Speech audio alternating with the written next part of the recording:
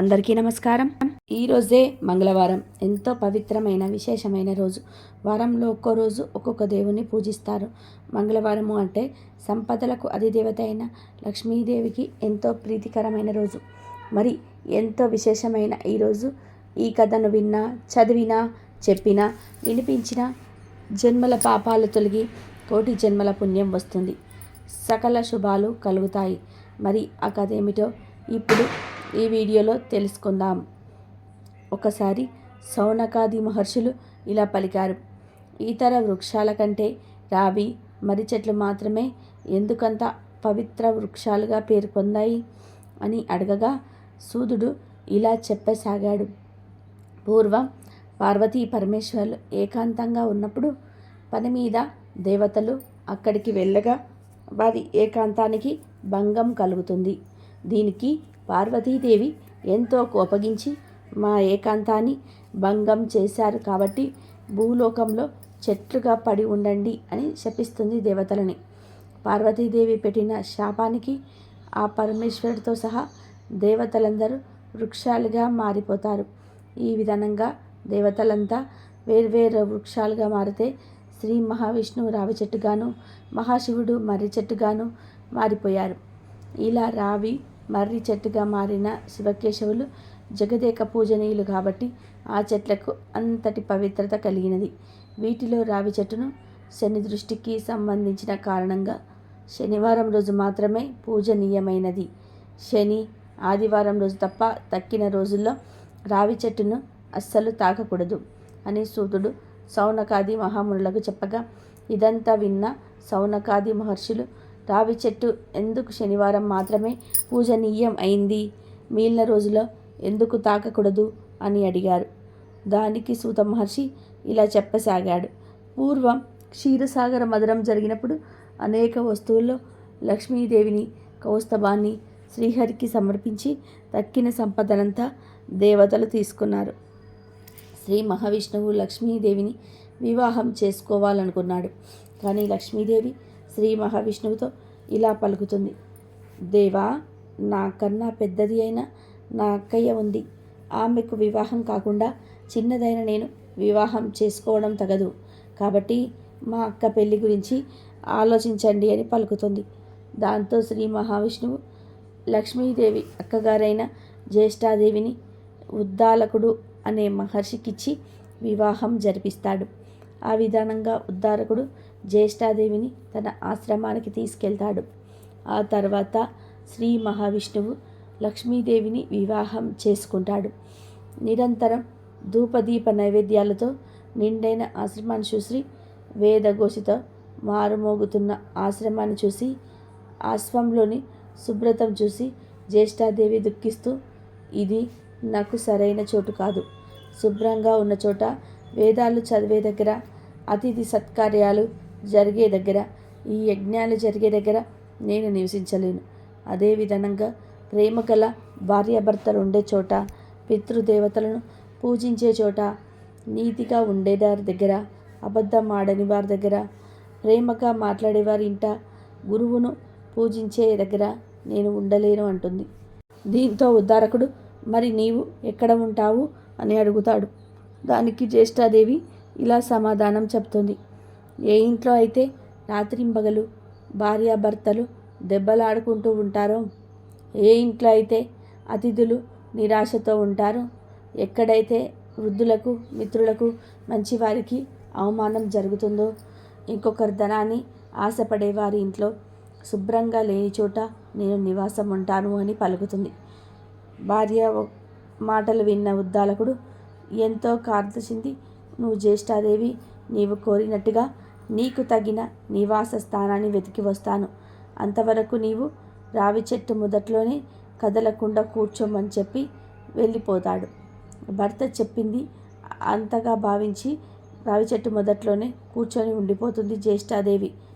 ఎన్ని రోజులు గడిచినా ఉద్దారకుడు రాకపోవడంతో భర్తీ విరహాన్ని భరించలేక జ్యేష్ఠాదేవి పెద్దగా రోధించడం మొదలుపెడుతుంది. ఆమె ఏడుపులు వైకుంఠంలో ఉన్న లక్ష్మీనారాయణుల చెవిలో పడతాయి. అది విన్న లక్ష్మీదేవి ఇలా అంటుంది. స్వామి, నా అక్కైన జ్యేష్ఠాదేవి ఎందుకు రోధిస్తుంది? ఆమె దగ్గరకు వెళ్ళి రండి అని మహావిష్ణువును కోరుతుంది. వెంటనే మహావిష్ణువు జ్యేష్ఠాదేవి దగ్గరకు వెళ్తాడు. ఆమెతో ఇలా పలుకుతాడు: ఓ జ్యేష్ఠాదేవి, ఈ రావి చెట్టు నా అచ్చుతో నిండి ఉంటుంది. పైగా నీకు తోడుగా రావి చెట్టు మొదట్లోనే శనిదేవుడు కూడా ఉంటాడు. కాబట్టి నువ్వు రావి చెట్టు మొదట్లో స్థిర నివాసం ఏర్పరచుకుని ఉండు అంటాడు. దానికి జ్యేష్ఠాదేవి, ఓ మహావిష్ణువు ప్రభు, ఇక్కడ నన్ను ఎవరు పూజించటం లేదు అని పలుకుతుంది. దానికి శ్రీ మహావిష్ణువు ఇలా పలుకుతాడు: వారంలో శనివారం రోజు నిన్ను పూజించే వారి ఇంటందు లక్ష్మీదేవి నివసిస్తుంది. వారంలో శనివారం రోజు ఎవరైతే రావి చెట్టును తాకుతారో వారిని అదృష్టం పలుకుతుంది. ఈ విధంగా ప్రతి శనివారం రావి చెట్టును పూజనీయంగా మారిందని సూతుడు సౌనకాది మహామునులకు చెప్తాడు. ఎవరైతే జ్యేష్ఠాదేవిని శనివారం రోజు షోడశోపచారాలతో పూజిస్తారో అలాంటి వారి పట్ల లక్ష్మీదేవి సంతోషించి సకల సంపదలను కురిపిస్తుందని సూతుడు తెలియచేశాడు. కాబట్టి వారంలో సోమ, మంగళ, బుధ, గురు, శుక్రవారాల్లో రావి చెట్టును తాకకూడదు. శని, ఆదివారాల్లో తాకవచ్చు. ఎవరైతే ఈ కథను వింటారో లేక చదువుతారో అలాంటి వారి జన్మల పాపాలు తొలగి కోటి జన్మల పుణ్యం వస్తుంది. సకల శుభాలు కలుగుతాయి. ఇలాంటి శక్తివంతమైన రోజు ఎవరైతే ఈ కథను వింటారో వారికి ఉన్న శని బాధలు తొలగిపోతాయి.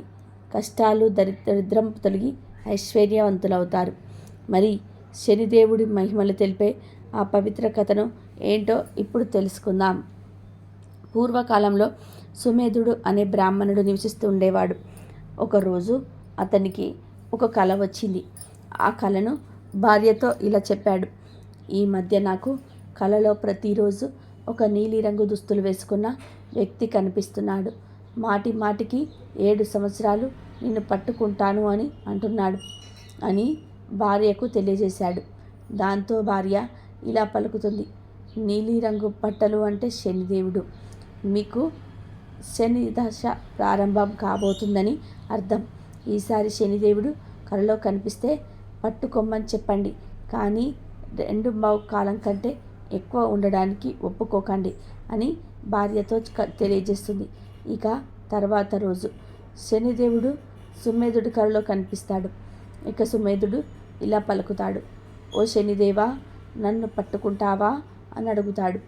దానికి శనిదేవుడు: ఓ బ్రాహ్మణుడా, నేను నీపై పూర్తిగా 7 సంవత్సరాల పాటు ఉంటాను అని పలకగానే దానికి సుమేధుడు: ఓ శనిదేవా, నేను అన్ని రోజులు నిన్ను భరించలేను అంటాడు.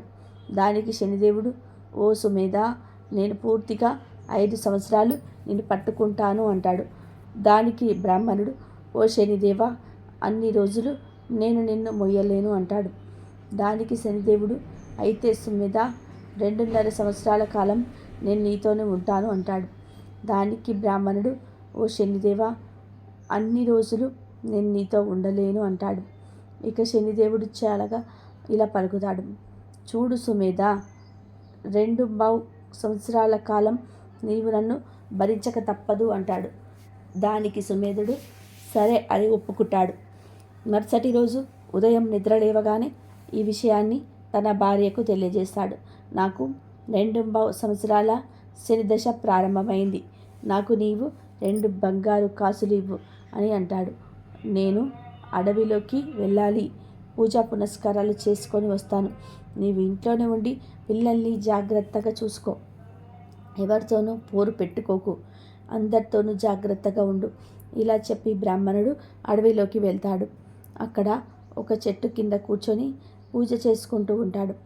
ఇలా ఒక కాలం గడుస్తుంది. ఇక బ్రాహ్మణుడు ఇలా అనుకుంటాడు: ఒక కాలం అయిపోయింది కదా, ఇంకా కొంచెం సమయం మాత్రమే మిగిలి ఉన్నది కదా, ఇది దారిలోనే అయిపోతుంది అనుకుంటూ ఇంటికి బయలుదేరుతాడు. కానీ శనిదేవుడి ప్రభావం నుంచి ఎవరు తప్పించుకోలేరని అతనికి తెలియదు. అతనికి దారిలో కొన్ని పుచ్చకాయలు కనిపిస్తాయి. వాటిని ఇంటికి తీసుకువెళ్తాను అనుకుని అక్కడే ఎవరైనా ఉన్నారేమో అని గట్టిగా పిలుస్తాడు. కానీ అక్కడ ఎవరు ఉండరు, ఎవరు పలకరు. ఇక తన దగ్గర ఉన్న ఒక బంగారు నాణాన్ని అక్కడ పెట్టి 2 పుచ్చకాయలు కోసుకొని సంచిలో వేసుకుంటాడు. ఇక్కడ తిరిగి ఇంటికి ప్రయాణం సాగిస్తాడు. ఇంతలో 2 సిపాయిలు అటుగా వస్తారు. వారు బ్రాహ్మణుని ఆపి, నీ సంచిలో ఏముందో చూపించు అంటారు. దానికి సుమేధుడు, నా సంచిలో 2 పుచ్చకాయలు ఉన్నాయి అంటాడు.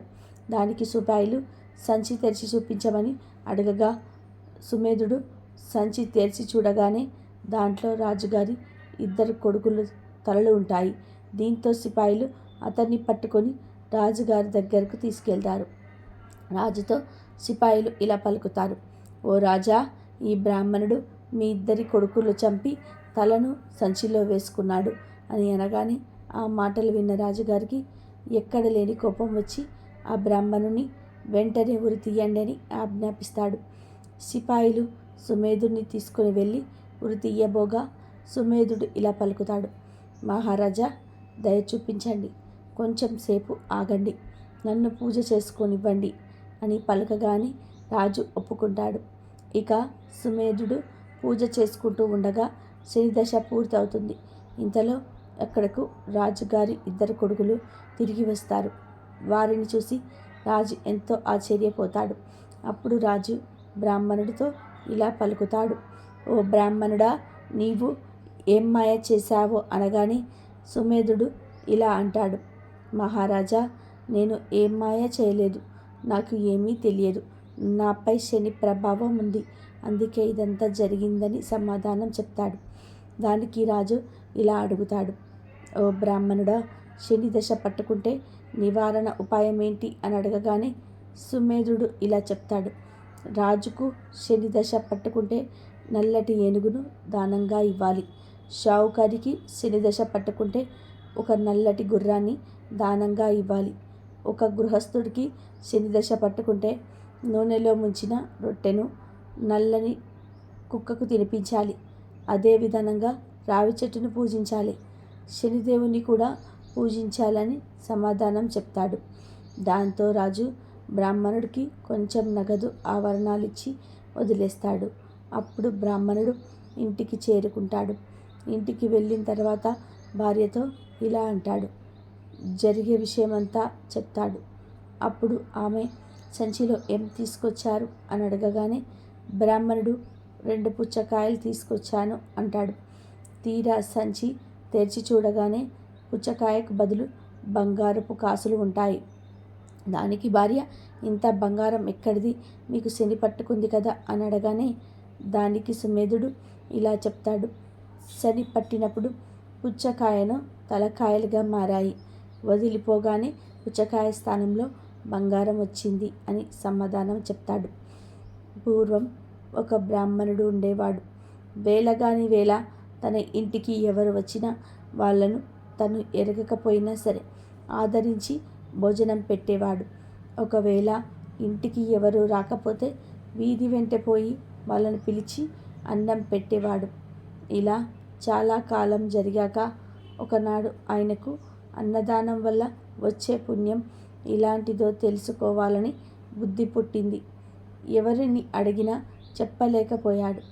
ఒక ఆయన ఇలా అన్నాడు, అన్నదానం మహిమ చాలా గొప్పది, దాన్ని వర్ణించాలి అంటే కాశీ అన్నపూర్ణకు తప్ప ఇతరులకు సాధ్యం కాదు. మీకు తెలుసుకోవాలని ఉంటే స్వయంగా ఆ అన్నపూర్ణాదేవిని అడిగి తెలుసుకోండి అని సలహా ఇచ్చాడు. అన్నపూర్ణ అంటే కాశీ విశ్వేశ్వరుని భార్య అయిన పార్వతీదేవి అన్నమాట. ఆవిడకు కూడా అన్నదానం అంటే ఎంతో ఆసక్తి. అందుకనే కాశీలో ఎవరికి అన్నం లేకుండా పోదు. మన బ్రాహ్మణుడు కాశీ వెళ్ళి గంగా ఒడ్డున కూర్చొని పార్వతీదేవి గురించి గాఢంగా తపస్సు చేశాడు. దేవి అతని తపస్సుకు మెచ్చుకొని ప్రత్యక్షమై ఇలా పలికింది, నీకేం కావాలి బ్రాహ్మణుడా అని అడిగింది. వెంటనే బ్రాహ్మణుడు సాష్టాంగ నమస్కారం చేసి ఇలా అన్నాడు, అన్నపూర్ణాదేవి, నాకేమీ కోరిక లేదు, కానీ అన్నదాన మహిమ ఎటువంటిదో తెలుసుకోవాలని తపస్సు చేశాను. ఈ సంగతి మీరే చెప్పాలి కానీ ఇతరుల వల్ల కాదు అని తన మనసులోని ఉద్దేశం వెల్లడించాడు. అప్పుడు దేవి అతనితో ఇలా పలికింది, నీకు అన్నదాన మహిమ తెలియాలి అంటే నేను చెప్పటం కాదు, అది నీవు తెలుసుకొని ఉపాయం చెబుతాను విను. అమ్మ పర్వతం దగ్గర హమావతం అని ఒక పట్టణం ఉన్నది. ఆ పట్టణాన్ని ఏలుతున్న రాజుకి పిల్లలు లేరు. నువ్వైనా ఆయన దగ్గరికి వెళ్ళి ఆయనకి కొడుకు పుట్టాలని దీవించు. ఆ రాజు సంతోషించి, బాబు నీకేం కావాలని అడుగుతాడు. అప్పుడు నీవు, నాకు పెద్ద కోరిక ఏమీ లేదు. నీకు కుమారుడు పుట్టిన తక్షణమే ఆ పిల్లవాడిని నేను చూడాలి.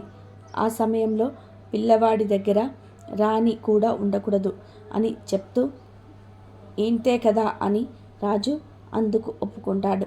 ఆ పిల్లవాడు పుట్టడంతోనే ఏకాంతంగా వాణ్ణి అన్నదానం వల్ల కలిగే పుణ్యం ఏమిటిరా అబ్బాయి అని అడిగి తెలుసుకో అని చెప్పింది అమ్మవారు. బ్రాహ్మణుడు సరే అని చెప్పి హమవతానికి బయలుదేరి వెళ్ళాడు. దానికిలో ఒక అడవి అడ్డమైంది. అందులో ప్రవేశించి వెళ్తూ అతను దారి తప్పిపోయాడు. దారి తెలియక తచ్చాడుతూ ఉండే అడవిలో ఉండే పూలవాడు ఒకడు ఆయన అవస్థ కనిపెట్టి, ఏం బాబు దారి తప్పిపోయినట్టున్నావు, ఎవరు వెళ్ళాలి అని అడిగాడు. అమ్మవతంలో పర్వతం దగ్గరికి వెళ్ళాలి అన్నాడు బ్రాహ్మణుడు. బాబు దారి తప్పి ఆమెడ దూరం వచ్చేశారు. సాయంత్రం అయిపోయింది. పులులు సింహాలు ఉన్న అడవి ఇది. రాత్రి ప్రయాణం చేయకూడదు. పొద్దున్నే దారి చూపిస్తాను, ఈ రాత్రి ఆగిపోండి అన్నాడు బోయవాడు. బ్రాహ్మణుడు రాత్రికి అక్కడే ఉండిపోయాడు. బోయవాడు ఆయనను తన చేను వద్దకు తీసుకువెళ్ళాడు. చేను దగ్గరలోకి వెళ్ళడంతోనే బోయవాడు ఇంటికి అతిథిగా వచ్చిన ఆ బ్రాహ్మణుడికి భోజనం ఏం పెడితే బాగుంటుంది అని ఆలోచించాడు. ఆనపకాయలు, కందికాయలు, పెసరికాయలు కావలసినవన్నీ ఉన్నాయి. కానీ వాటిని ఉడికేసుకోమని ఇవ్వడానికి వాడి వద్ద కొంత కుండ లేకపోయింది. తమ కుండల్లో ఉడికేసి పెడితే ఆయన తినడు, ఎలా మరి అని ఆలోచించాడు ఆ బోయవాడు. బ్రాహ్మణుడు ఇప్పుడు ఇలా పలికాడు, నాయనా ఆకేమీ వద్దు. నువ్వు చేసిన ఆచారం వల్ల నా శ్రమ ఆకలి తీరిపోయాయి. ఆలోచించక పడుకో అన్నాడు. కానీ బోయవాడికి ఆ బ్రాహ్మణుడి పస్తు పెట్టడం అంటే మనస్సు ఒప్పుకోవడం కాదు. అందుచేత ఇంత చారపప్పు పుట్ట తేనె తెచ్చి ఇచ్చి వాటితో ఆకలి తీర్చుకోమన్నాడు. బ్రాహ్మణుడు అవి తీసుకొని అంగస్త్రం పలుసుకొని కింద పడుకోబోతుంటే బోయవాడు ఇలా పలికాడు, అయ్యా కింద పడుకోబోకండి, పులులు వస్తాయి అని చెప్పి ఆయన్ని చేల్లో ఎత్తుగా ఉన్న మంచం మీద పడుకోబెట్టి తాను కింద నుండి వెళ్ళు అమ్ములు పుచ్చుకొని మృగాలేవి రాకుండా రాత్రంతా బ్రాహ్మణుడికి కాపలా కాశాడు. తెల్లవారుజామున నిద్ర ఆగక ఒక్క కునుకు తీశాడు. అంతలో ఎక్కడి నుండో ఒక పులి వచ్చి పాపం ఆ బోయవాడి మీద పడి చంపేసింది. బ్రాహ్మణుడు నిద్రలేచి జరిగిందంతా కూడా తెలుసుకొని తన మూలాన ఆ బోయవాడు పులివాత పడ్డాడని ఎంతో విచారించాడు.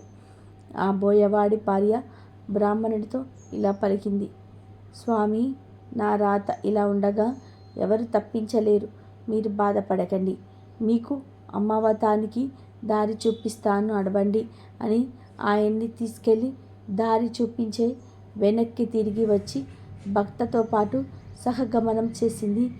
ఆ బ్రాహ్మణుడు బోయ దంపతుల మంచితనాన్ని తలుచుకుంటూ అమ్మవతాన్ని చేరుకుంటాడు.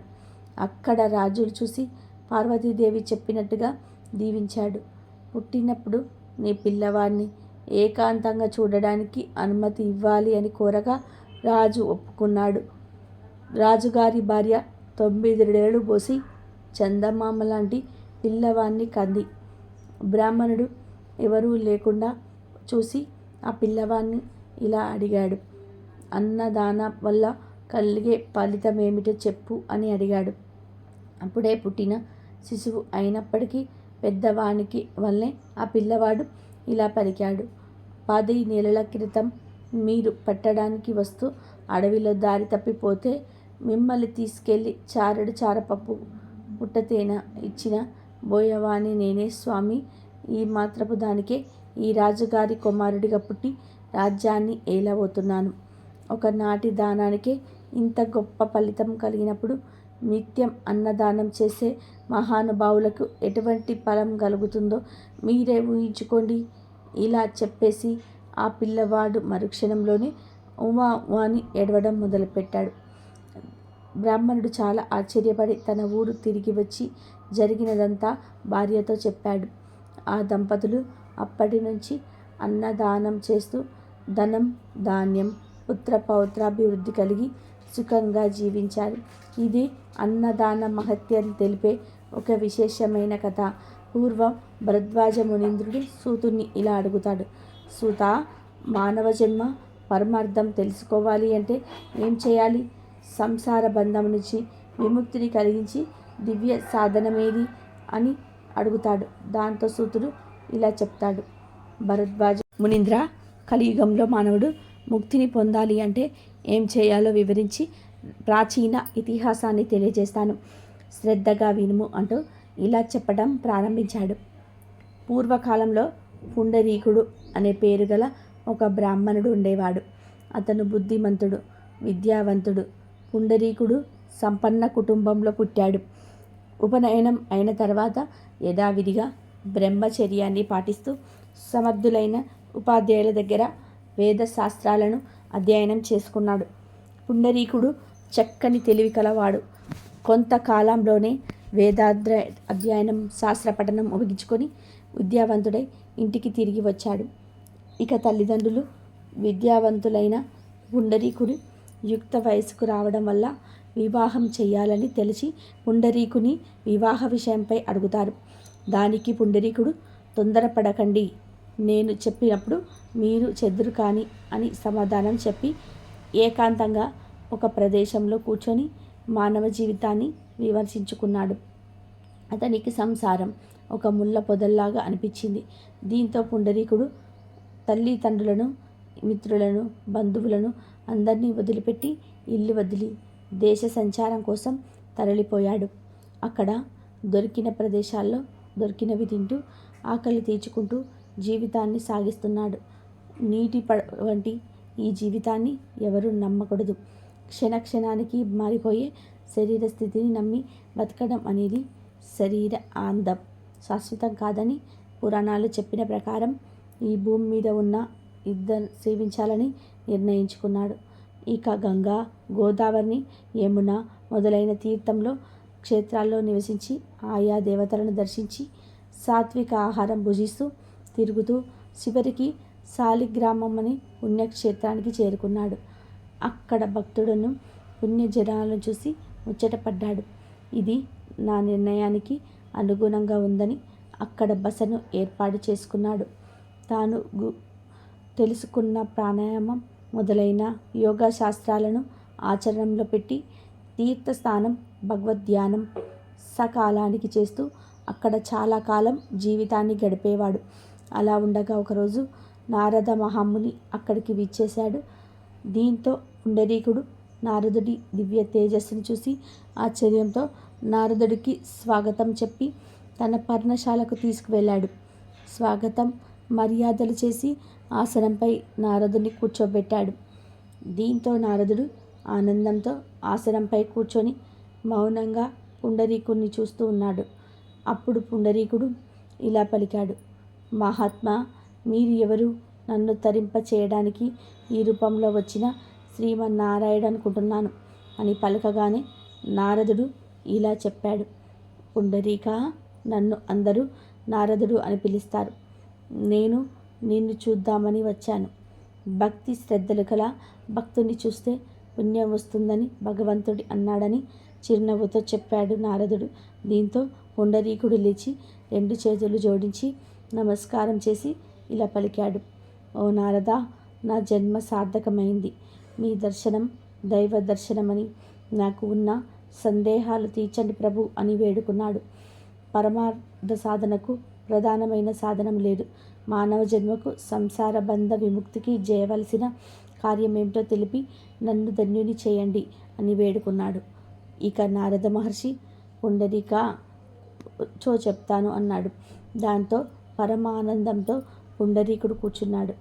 పరమార్థ జ్ఞానం విషయం గురించి నారదుడు ఇలా తెలియజేశాడు. పుండరీక, శాస్త్రాలు చెప్పిన కర్మలు చాలానే ఉన్నాయి. అలాగే ధర్మ మార్గాలు కూడా అనేకం ఉన్నాయి. ఒక్కొక్కరు ఒక్కొక్క విధంగా చెప్పిన మతము ఉంది. అదంతా అలా ఉండని, వాటన్నిటి గురించి నా తండ్రి చెప్పిన పరమ రహస్యమైన ఆధ్యాత్మిక తత్వ విషయం, సంసార బంధం నుండి విడుదల కలిగించగలిగిన దాని గురించి నీకు చెప్తాను అంటూ ఇలా చెప్పసాగాడు. పుండరీక నారాయణుడి పరబ్రహ్మ, పరతత్వం, పరంజ్యోతి, సర్వజీవుల ఆత్మ, పరమాత్మ నారాయణుడే. ఈ జగత్తులో పైగా వ్యాపించి ఉన్నది నారాయణుడే. ఓం నమో నారాయణాయ అని మనసుతో నిత్యం ధ్యానం చేస్తూ జపిస్తే చాలు. అదే పరమ జ్ఞానం. అంతకంటే తెలిపేది మరేది లేదు. పరమార్థం లేని అని శాస్త్రాలలో, అన్ని మతాల్లో, అందరి శాసన కారణంలో చెప్పింది పరిశీలించి నేను చెప్పేది ఇది ఒకటే. కాబట్టి పైగా వ్యాపించుకున్నది నారాయణుడే. ఓం నమో నారాయణాయ అని నిశ్చలమైన మనసుతో నిత్యం ధ్యానం చేస్తూ జపిస్తే చాలు. అదే పరమ జ్ఞానం. అంతకంటే పరమార్థాన్ని తెలిపేది మరేది లేదు. నేను చెప్పేది ఒకటే. భ్రాంతిని కలిగించే శాస్త్ర వాక్కును మర్చిపో. నారాయణుని నమ్మి మనసారా ధ్యానించు. అలా చేస్తే విష్ణు సాహిత్యాన్ని పొందగలుగుతావు. ఓం నమో నారాయణాయ అనే మంత్రాన్ని పఠిస్తూ ఉండమని చెప్పి నారదుడు వెళ్ళిపోయాడు. ఇక పుండరీకుడు నారాయణ మంత్రాన్ని జపంతో, నారాయణ నమస్కారంతో, ఎంతో భక్తితో ధ్యానం చేసాగాడు. ఈ విధంగా శాలిగ్రామ క్షేత్రంలో చిరకాలం తపస్సు చేశాడు. అతని భక్తికి మెచ్చిన శ్రీమన్నారాయణుడు వెంటనే ప్రత్యక్షమయ్యాడు. ఇక శ్రీమన్నారాయణుడు చూసి ఎంతో సంతోషంతో సాష్టాంగ నమస్కారం చేసి లేచి చేతులు జోడించి ప్రార్థించాడు పుండరీకుడు. అప్పుడు శ్రీహరి, పుండరీక నీకేం కావాలో కోరుకో అన్నాడు.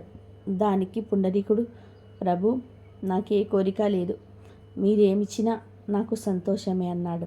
దానికి శ్రీహరి చుండ్రము నవ్వి, సరే ఇటురా, ఈ గరుడ వాహనంపై నా వెనుక కూర్చో, నాతో వైకుంఠానికి రా, నా రూపాన్ని ధరించి నిత్యము నా వెనకాలే ఉండు అని చెయ్యి పట్టుకుని వాహనం మీద తీసుకున్నాడు.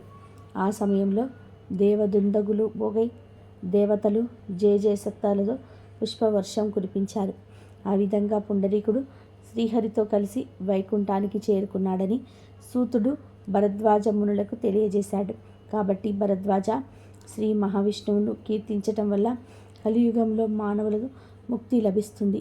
ఇదే మోక్షప్రదం, బ్రతికి ఉన్నంత కాలం సుఖాన్ని కలిగిస్తుంది అని సూతుల వారు చెప్పగా అది విన్న భరద్వాజ మహాముని సంతోషంతో, సూత పరమార్థాన్ని వివరించావు, నేను ధన్యుడని అయ్యాను సమాధానం చెప్పాడు.